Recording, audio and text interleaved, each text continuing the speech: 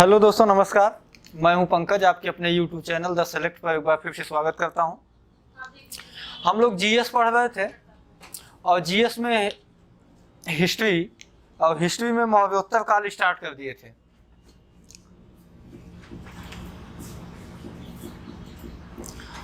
और ये मौर्योत्तर काल का सेकंड पार्ट है। हम लोग हिंद यवन वंश, जिसमें डेमेट्रियस यूक्रेटाइड्स, ये दोनों पढ़ लिए थे। अब हम लोग स्टार्ट करते हैं शक वंश। सब लोग हेडिंग लगा लीजिए, शक।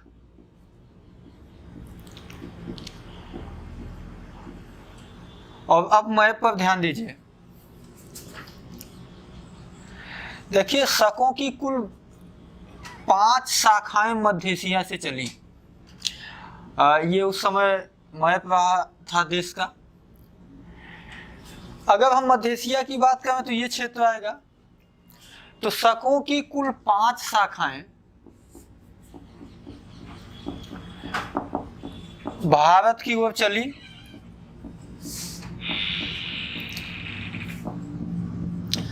और इन 5 शाखाओं में 3 शाखाएं उत्तर से होते हुए, अगर यहाँ से चल रही, यहाँ से उत्तर देखेंगे नॉर्थ, तो इधर से होते हुए 3 शाखाएं चीन पहुंच गई।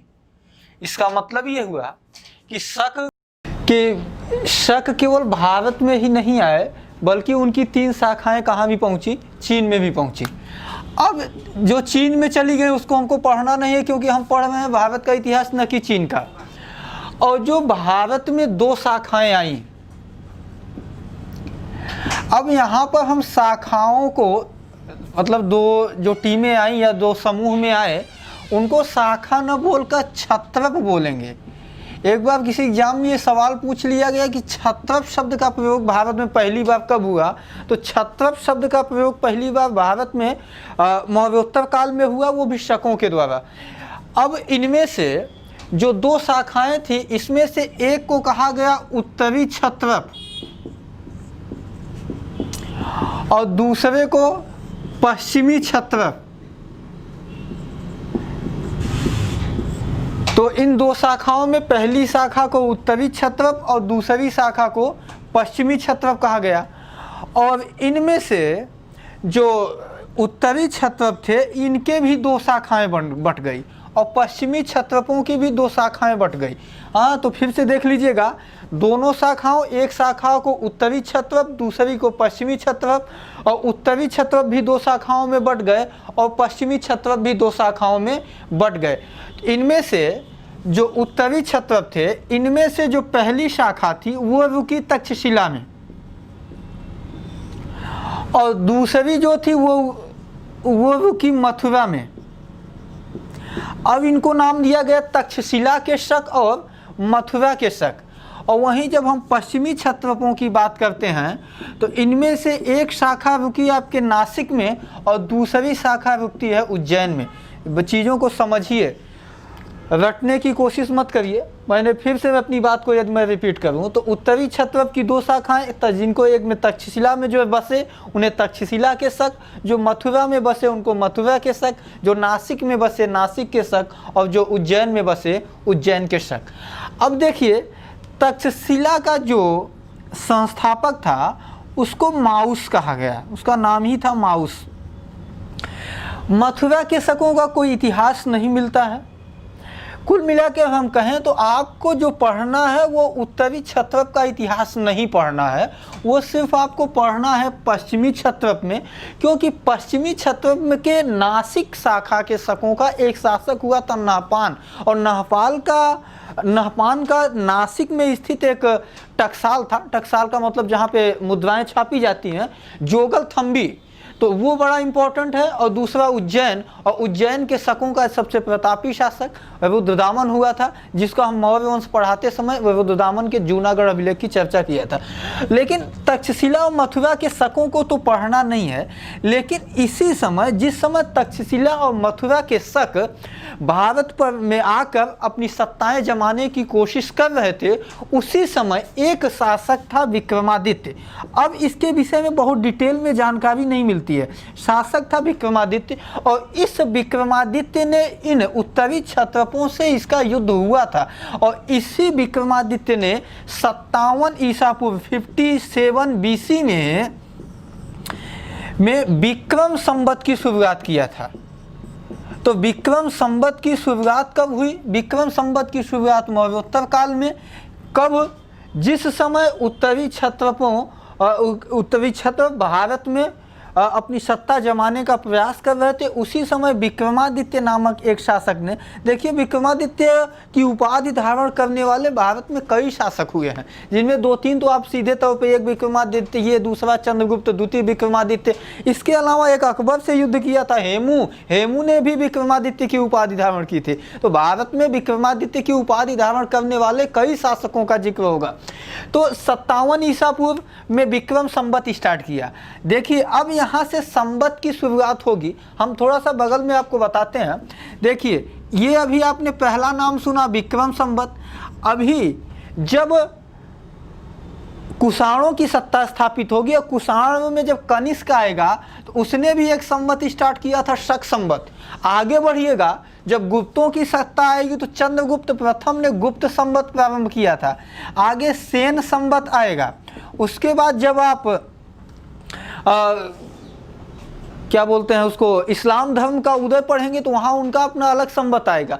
तो ये इन संवतों से सवाल पूछता है, और सवाल इस तरीके से नहीं पूछा, सवाल इस तरीके से पूछा जाता है कि यदि हम इस समय 2020 चल रहा है, तो 2020 में कौन सा विक्रम संवत चल रहा होगा, या कौन सा शक संवत चल रहा होगा, कौन सा गुप्त संवत, कौन सा सेन संवत।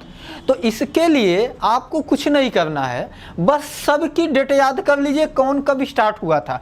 जैसे हम विक्रम संवत की बात करें तो दोस्तों मैंने बताया कि ये 57 ईसा पूर्व में प्रारंभ हुआ। शक संवत प्रारंभ हुआ 78 ईस्वी में। गुप्त संवत प्रारंभ हुआ 319 ईस्वी में।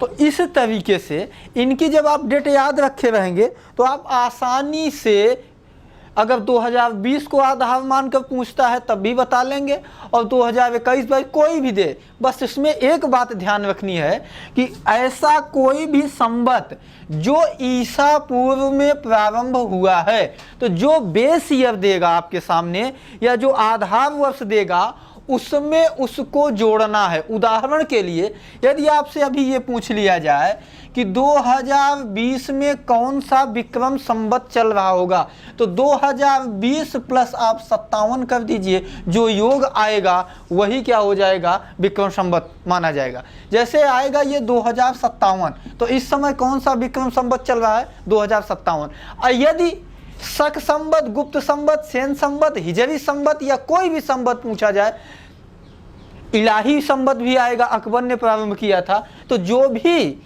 संवत ईस्वी में चालू किए गए हैं उनको आपके बेस ईयर में से घटाना होगा, और जो ईसा पूर्व में स्टार्ट किए गए हैं उसमें जोड़ना होगा।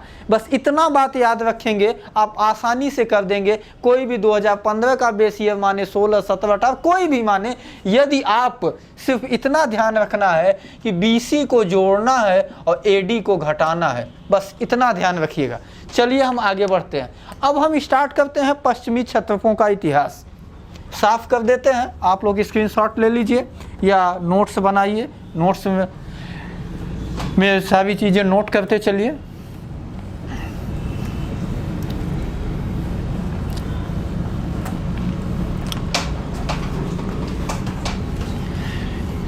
कुछ दोस्तों का कमेंट हम लोग पढ़ते हैं तो उसमें ये लिखा होता है कि ये एग्ज़ाम के लिए सूटेबल है कि नहीं। देखिए GS जहाँ कहीं भी है वहाँ पर ये लेक्चर उसके लिए सही है। आप देख सकते हैं, आप पढ़ सकते हैं, आप नोट्स बना सकते हैं, और बाकी वीडियो को ज़्यादा से ज़्यादा शेयर करेंगे तो हम लोगों का भी उत्साहवर्धन होगा, और बाकी हम लोग मेहनत तो कर ही रहे हैं, और थोड़ा 2 गुने 3 गुने जोश के साथ पढ़ाएंगे। चलिए आगे बढ़ते हैं। हम आपको कह रहे थे अब पश्चिमी क्षत्रपों का इतिहास हमको पढ़ना है, तो हेडिंग लगा लीजिए पश्चिमी क्षत्रप। मैंने ये बताया पश्चिमी क्षत्रपों की एक शाखा बसी नासिक में, और दूसरी जो शाखा बसी थी वो बसी थी उज्जैन में। तो जो पश्चिमी क्षत्रप थे नासिक में बसे थे, इनका जो संस्थापक था उसका नाम था भूमक। याद नहीं होगा कोई बात नहीं, यहाँ से सवाल कभी नहीं पूछे गए। हाँ, लेकिन आप जानकारी के लिए जानते रहिए। कोई चीज़ डिटेल में पढ़ने से चीज़ें याद हो जाती हैं, जल्दी भूलती नहीं हैं। बाकी अगर पॉइंट वाइज पढ़ना होता तो फिर हम भी पॉइंट वाइज चीज़ें बता देते और आप भी पढ़ लेते, आपको सवालों के जवाब मिल जाते। लेकिन जब एग्ज़ाम टाइम में जाएंगे तो ये चीज़ें याद नहीं रह जाएंगी, इसलिए पूरी भूमिका से पढ़िए, डिटेल में पढ़ लीजिए। और उज्जैन के शवकों का जो संस्थापक था उसका नाम था चष्टन। दोनों का संस्थापक आपको मिल गया।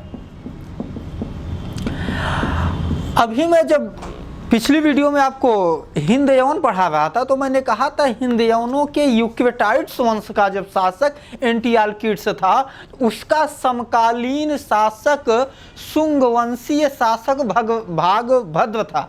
उसी तरीके से इन नासिक के शकों के संस्थापक भूमक के पश्चात इनका जो सबसे प्रसिद्ध शासक होता है उसका नाम होता है नहपान, और वहीं उज्जैन के शकों का जो सबसे फेमस शासक होता है उसका नाम है रुद्रदामन।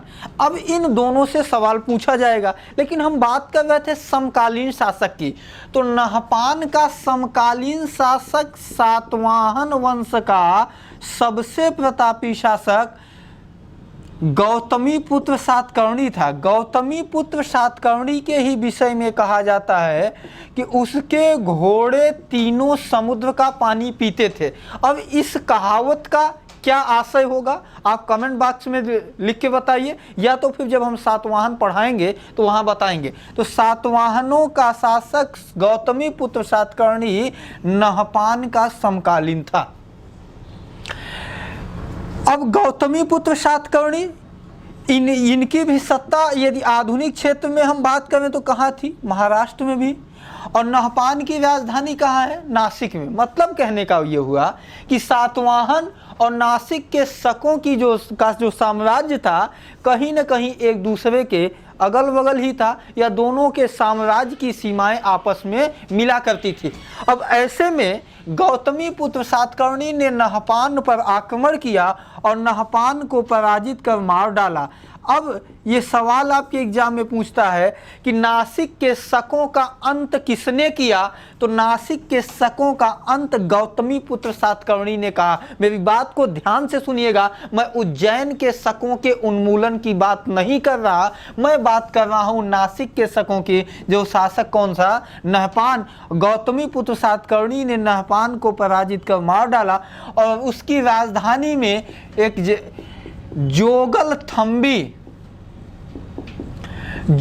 थंबी टकसाल मिला, और उस टकसाल में जो भी सिक्के मिले उन सिक्कों पर गौतमी पुत्र सातकर्णी ने जब उस पर विजय प्राप्त कर लिया तो उसके सिक्कों पर अपना चित्रांकन करवाया, अपने साम्राज्य के सिंबल का चित्रांकन करवाया। तो कहने का आशय ये हुआ कि जोगल थंबी से मिले सिक्कों पर गौतमी पुत्र सातकर्णी ने जो भी चित्रांकन करवाया वह उसकी विजय के उपलक्ष्य में, वह अपनी विजय के उपलक्ष्य में, और उस पे जोगल थंबी के नहपान के सिक्कों पर गौतमी पुत्र सातकर्णी का चित्रांकन मिलना इस बात को सिद्ध कर देता है कि नहपान के जोगल थंबी टकसाल पर गौतमी पुत्र सातकर्णी का आधिपत्य था।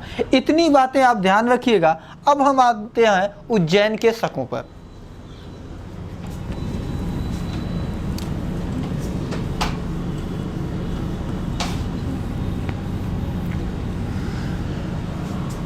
उज्जैन के शकों का संस्थापक जैसा कि आपको बता ही दिया गया चष्टन था। फेमस शासक रुद्रदामन हुआ। रुद्रदामन एक अन्य सातवाहन शासक वशिष्ठी पुत्र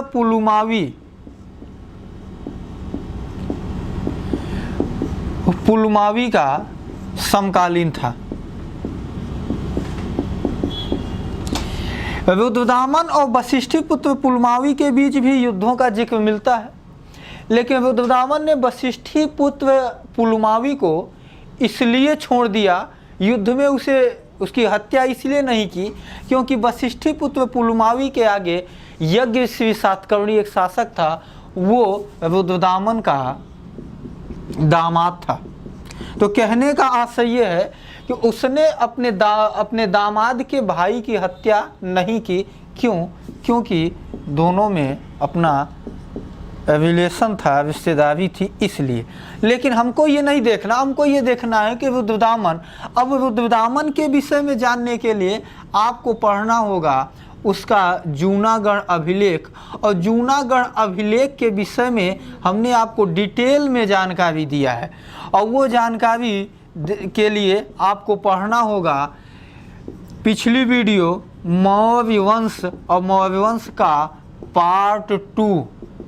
तो मौर्य वंश के पार्ट 2 में रुद्रदामन के विषय में जानकारी देने वाला जो जूनागढ़ अभिलेख मिलता है उसमें हमने डिटेल में जानकारी दी है। तो इसलिए आप मौर्य वंश का पार्ट 2 देखिए रुद्रदामन के विषय में और अधिक जानने के लिए।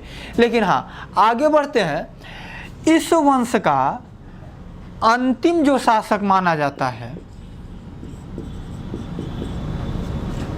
अंतिम शासक वो माना जाता है रुद्र सिंह द्वितीय।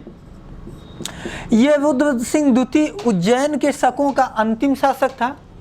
इसकी सत्ता या यह गुप्त वंशीय शासक चंद्रगुप्त द्वितीय विक्रमादित्य के समकालीन था। इसीलिए मैंने बताया था पिछली वीडियो में कि पश्चिमी क्षत्रपों में उज्जैन के जो शक थे, इनकी सत्ता सबसे दीर्घजीवी रही है। इनकी स्थापना होती है मौर्योत्तर काल में, लेकिन इनकी सत्ता रहती है चंद्रगुप्त द्वितीय विक्रमादित्य यानी गुप्त वंशीय शासक के तक।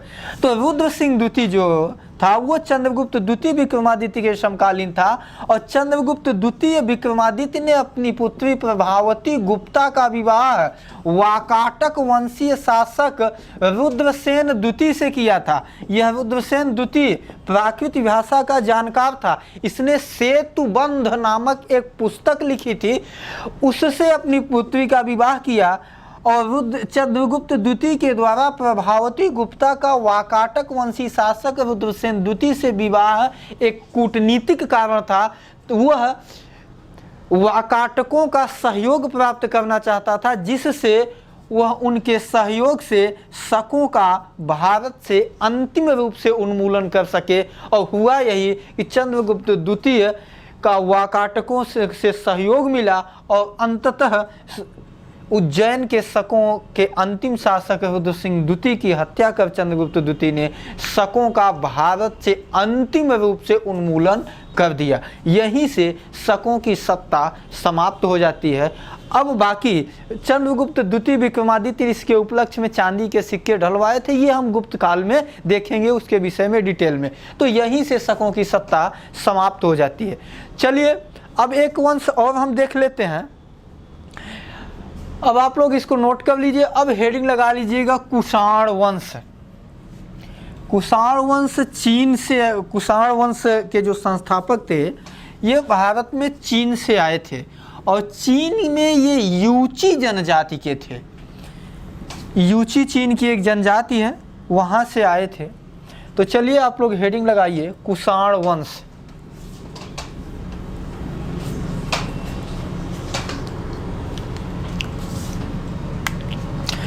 कुषाण वंश में आपको कुल 3 शासकों के नाम जानने हैं, और उनमें से केवल एक शासक कनिष्क के विषय में आपको डिटेल में पढ़ना है। बाकी के विषय में केवल एक एक 2-2 लाइन जान लेना है बस।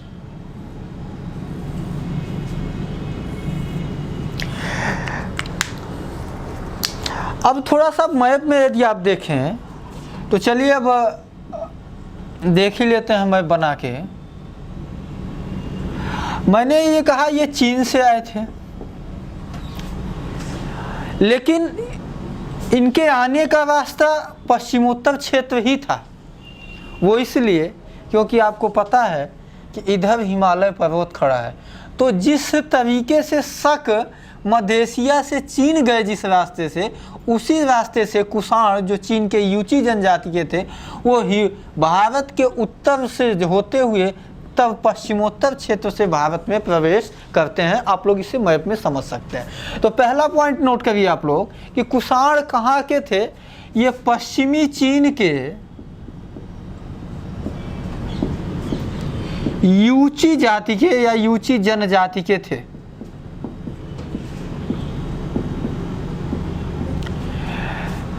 भारत आने वाला पहला कुषाण शासक, या हम यूँ कहें कि भारत में कुषाण वंश का जो संस्थापक था उसका नाम था कुजुल कडफिसेस। कहीं पे कड, कहीं पे कद, एक्चुअली डी को कहीं द पढ़ा गया, कहीं ड पढ़ा गया, इसमें आप कंफ्यूज मत होइएगा। कुजुल कडफिसेस, कुजुल कडफिसेस ही भारत में कुषाण वंश का संस्थापक था। उसके बाद दूसरा जो शासक हुआ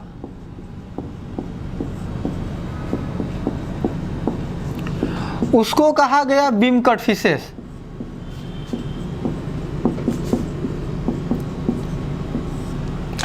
इन दोनों के विषय में आपको ये जानना है कि कुजुल कडफिसेस ने भारत में केवल तांबे के सिक्के चलवाए थे, जो संस्थापक था, जबकि जो बिम कडफिसेस था इसने तांबे और सोने दोनों सिक्के चलवाए। और जो सवाल पूछा जाता है एग्जाम में वो ये है कि वह कौन सा शासक था जिसके सिक्कों पर शिव, नंदी और त्रिशूल की प्रतिमा का चित्रांकन मिलता है। तो वो शासक था बिम कडफिसेस।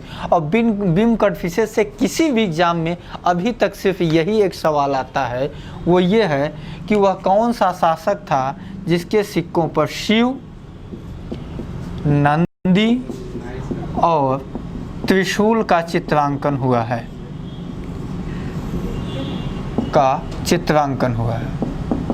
तो आप लोग नोट कर लीजिए। अब बिम कडफिसेस के बाद जो अगला शासक बनता है वो है कनिष्क। और कनिष्क का शासन काल था 78 ईस्वी से 105 ईस्वी तक। जैसे ही कनिष्क गद्दी पर बैठता है वैसे ही इसने शक संवत की शुरुआत किया। तो गद्दी पर कब बैठा है? 78 ईस्वी में। इसीलिए शक संवत की जो शुरुआत मानी जाती है वह मानी जाती है 78 ईस्वी से। यहाँ एक चीज़ ध्यान रखिएगा, शक संवत और इसके पहले आप लोगों ने पढ़ा शक वंश। और यदि शासक का नाम न दे और आपसे ये पूछ लिया जाए कि शक संवत की शुरुआत किसने किया था, शकों ने, कुषाणों ने, हिंदयवनों ने या पहलवों ने, तो आप कंफ्यूज होकर शक वंश मत लगाइएगा। शक संवत की शुरुआत कुषाणों ने किया था, जबकि शकों के समय में विक्रमादित्य नामक एक शासक ने 57 ईसा पूर्व में विक्रम संवत की शुरुआत किया था। तो शक संवत की शुरुआत कनिष्क ने किया और कुषाण वंशी शासक था। अगला पॉइंट देखिएगा, कनिष्क ने सर्वप्रथम चीनी शासक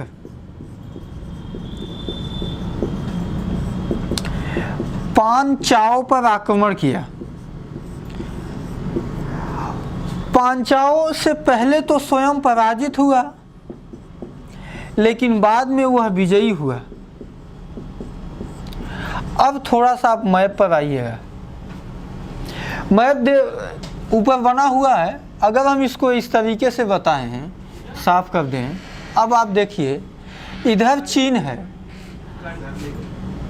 अगर इसको हम ऐसे यहीं से बांट दें ये, तो अब हम देखते हैं तो यहाँ से लेकर ये पूरी सत्ता जो थी वो कनिष्क थी। और कनिष्क की जो पूरी सत्ता थी वह एकमात्र भारतीय इतिहास का ऐसा शासक हुआ है जिसके समय में जो भारत का साम्राज्य था उसमें चीन भी शामिल था। जब चीनी शासक या पांचाओं पर कनिष्क ने अपना आधिपत्य स्थापित कर लिया, तो उस समय जो सिल्क मार्ग थे, सिल्क मार्ग का मतलब ये था कि जिन रास्तों से उस समय रेशम का व्यापार हुआ करता था उन सिल्क मार्गों पर कनिष्क का आधिपत्य स्थापित हो गया। सिल्क मार्गों पर कनिष्क का आधिपत्य स्थापित हो जाना इस बात का परिचायक है कि सिल्क के व्यापार पर कनिष्क का एकाधिकार स्थापित हो गया। अभी आप लोग करंट से पढ़ते होंगे, 1-2 साल पर क्या लगभग चीन की कई सालों से बहुप्रतीक्षित परियोजना चल रही है, 1 रोड 1 बेल्ट, यानी एक सड़क एक पट्टा, या आप लोगों ने नाम सुना होगा CPEC, चाइना पाक इकोनॉमिक कॉरिडोर। तो वो भी चीन के से चलते हुए भारत के POK कश्मीर से होते हुए पाकिस्तान, अफगानिस्तान, उसके बाद यूरोप से फिर अफ्रीका महाद्वीप होते हुए फिर भारत के दक्षिण से जाके फिर चीन में मिलती है। तो ये भी कहीं ना कहीं चीन की जो सोच है ये प्राचीन सिल्क मार्ग से ही प्रभावित है। तो इस सिल्क मार्ग पर कनिष्क का एकाधिकार स्थापित हो गया। इसका मतलब है कि सिल्क यानी रेशम के व्यापार पर भी कनिष्क का एकाधिकार स्थापित था। तो जब कभी भी आप CPEC हम क्लास लेंगे या आपको OBOR पढ़ाएंगे तो हम यहीं से उसका इतिहास उठाएंगे कि आखिर किस बेस पर या किस आधार पर चीन ये CPEC या OBOR बनाने की कोशिश है, जिसमें भारत जैसे देशों की सख्त आपत्ति है और उसके आपत्ति के कई कारण हैं। हम जब उसको कभी पढ़ाएंगे, क्लास लेंगे तो वहाँ पे डिटेल में बताएंगे। अब कनिष्क के विषय में कुछ और जानते हैं।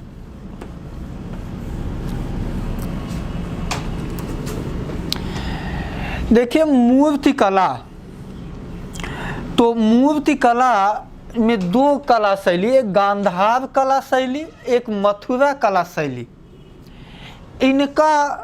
इनकी शुरुआत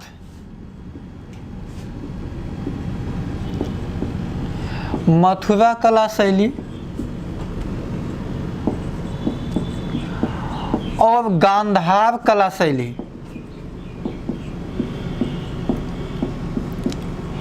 इन दोनों शैलियों का प्रारंभ कनिष्क के ही शासनकाल में होता है। यहाँ से एक सवाल ये पूछा जाता है कि भगवान बुद्ध की प्रतिमा सर्वप्रथम किस कला शैली में बनाई गई थी, मथुरा कला शैली या गांधार कला शैली? अलग अलग किताबों में अलग अलग इसका जवाब है, लेकिन दोस्तों आप ध्यान रखिएगा, जब आपसे भगवान बुद्ध पूछे तो आप बताइएगा मथुरा कला शैली, न कि गांधार कला शैली, क्योंकि आयोग यही आंसर मानते हैं और NCERT वगैरह में यही आपको दिया है।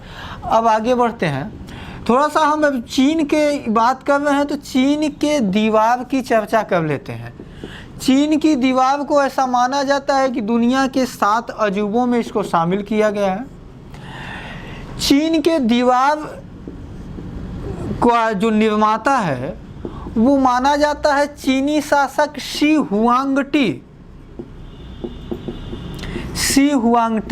लेकिन दोस्तों एक बात ध्यान रखिएगा आप, चीन की दीवार साल 2 साल 4 साल 100 साल में नहीं बनकर तैयार हुई, इसको लगभग 1300 से 1400 साल लगे बनने में। तो जिस दीवार की शुरुआत शी हुआंगटी ने की थी ये लगभग 15वीं शताब्दी तक बनती रही। लेकिन हाँ, आपसे संस्थापक पूछा जाए तो ये शी हुआंगटी चीनी शासक था जिसने चीन के दीवार को बनाने की नींव रखी थी। और चीन की दीवार की खास बात यह है, ऐसा कहा जाता है कि यदि अंतरिक्ष से देखा जाए तो मानव के द्वारा निर्मित इस पृथ्वी पर कोई भी वस्तु दिखती नहीं है, लेकिन चीन की दीवार दिखती है। इसका मतलब यह है कि यह इतनी विशालकाय है कि अंतरिक्ष से मानव निर्मित यदि जितने भी बहुत बड़े बड़े आपको मकान अमेरिका जैसे देशों में, विकसित देशों में मिलेंगे, लेकिन कुछ भी ऊपर से दिखता नहीं, सब सिर्फ नदी, पेड़ पौधे, हरियाली, पहाड़ ही दिखते हैं। लेकिन उसमें से मानव निर्मित एक वस्तु ऐसी जो चीन की दीवार, वो अंतरिक्ष भी से भी दिखाई देती है। तो चीन के दीवार का निर्माता आप याद रखिएगा, बाकी आपको बाकी चीज़ें याद करने की आवश्यकता नहीं है। आगे बढ़ते हैं। आपको पता है कि कनिष्क बौद्ध धर्म का अनुयायी था और बौद्ध धर्म आगे चलकर 2 शाखाओं में विभाजित हो गया था, एक था हीनयान, दूसरा था महायान। तो जो कनिष्क था वो बौद्ध धर्म की महायान शाखा का अनुयायी था। महायान शाखा का अनुयायी था।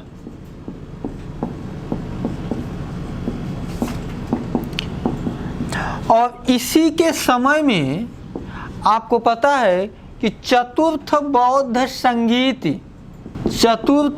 संगीत का आयोजन हुआ था।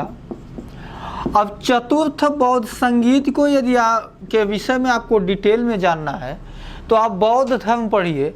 बौद्ध धर्म की वीडियो अपलोड हुई है। हर एक बौद्ध संगीत से कब आयोजन हुआ था, कहाँ हुआ था, उस समय शासक कौन था, उस समय अध्यक्ष कौन था, उस समय उपाध्यक्ष कौन था, और उस समय महत्वपूर्ण कार्य क्या क्या हुए थे। हर बौद्ध संगीतियों से आपको यही इतनी बातें याद करनी है। लेकिन आप ये जानते हैं कि कनिष्क बौद्ध धर्म की महायान शाखा का अनुयायी था। लेकिन आपसे सवाल एग्जाम में ये पूछा जाता है कि कनिष्क के पुरोहित कौन थे।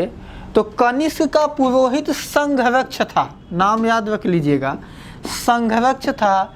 ये पुरोहित था किसका? कनिष्क का। इसके अलावा आप जानते हैं वसुमित्र, अश्वघोष, नागार्जुन जैसे विद्वान भी कनिष्क के दरबार में निवास करते थे।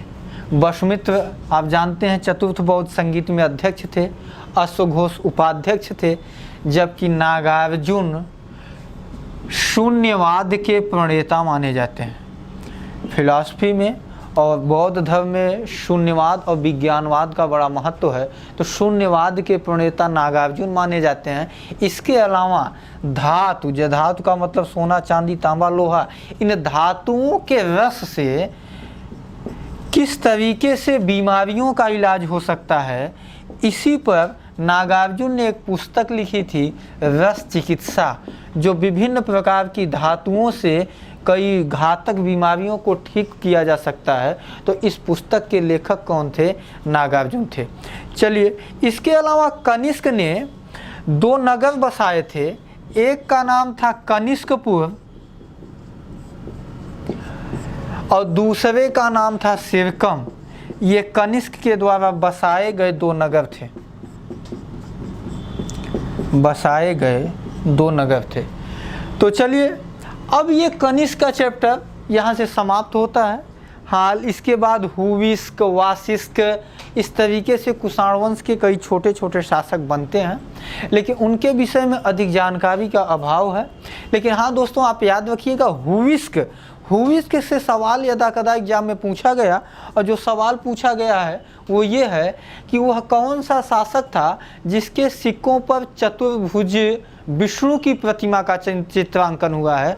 तो चतुर्भुज विष्णु की प्रतिमा का चित्रांकन कुषाण वंशी शासक हुविस्क के सिक्कों पर हुआ है। मैंने आपको मरणोत्तर काल प्रारंभ किया था तभी बताया था। अब सिक्कों का एक लंबा इतिहास होगा, और हम आपसे वादा ये कर रहे हैं कि जैसे मरणोत्तर काल समाप्त होता है वैसे भारतीय मुद्रा के इतिहास पर एक वीडियो अवश्य बनाएंगे, और वो वीडियो आप लोग एक स्थान पर पढ़ लेंगे तो आपको डिटेल में जानकारी मिल जाएगी। ठीक है, थैंक